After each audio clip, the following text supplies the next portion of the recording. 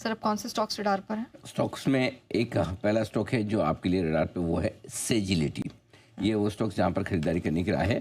Stop loss 39.5 पर लगाएं, 41.5, 42.5 और 43 ये टारगेट के लिए खरीदारी करें। फंडामेंटली स्ट्रॉन्ग कंपनी हमारी रिकमेंडेशन लिस्ट में भी रही है।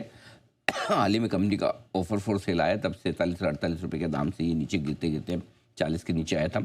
कल एक अच्छा मूव आया और अब वापस से फंड्स की तरफ से ऐसा लग रहा है कि एक्शन लौटता हुआ दिख रहा है। हमें लगता है और मजबूती बन सकती है।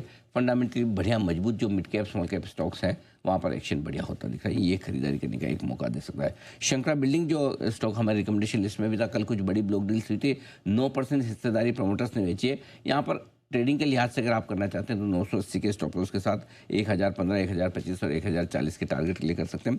हालांकि प्रमोटर ने 9% बेचा, लेकिन काफ़ी बड़े फंड्स का नाम और अच्छे इन्वेस्टर्स का नाम आया इस ब्लॉक डील में।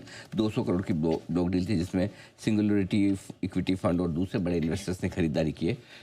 जो इन्वेस्टमेंट के लिहाज से आपने लिया है वो अपनी जगह, ट्रेडिंग के लिहाज से अगर आप करना चाहें तो ये एक मौका हो सकता है। लेकिन ट्रेडिंग का जब भी करें तो स्ट्रिक्ट स्टॉप लॉस और टारगेट आप लेकर चलें। इन्वेस्टमेंट का आपको जो पुराना पड़ा है तो उसे जरूर होल्ड करें। ठीक है। और 8 बजे वाली पिक सर? बिल्कुल है। ग्रासिम के फ्यूचर्स में हमने खरीदारी करने की राय दी थी, वो मैं आपको बता दूं। और वहाँ पर आप स्टॉप लॉस रखिएगा 2580 का, टारगेट 2665, 2690 का है। इसके अलावा आईटीडी सीमेंटेशन, इस कैश के स्टॉक में खरीदारी करने का मौका है। 750 का स्टॉप लॉस है, 767, 778, 790 के टारगेट के लिए 893 करोड़ का एक ऑर्डर मिलने की खबर। जना स्मॉल फाइनेंस बैंक 510 के स्टॉक से खरीद सकते हैं, 525, 530 और 540 के टारगेट के लिए। फुल फ्लेज यूनिवर्सल बैंक बनने के लिए इन्होंने दी है अर्जी आरबीआई को।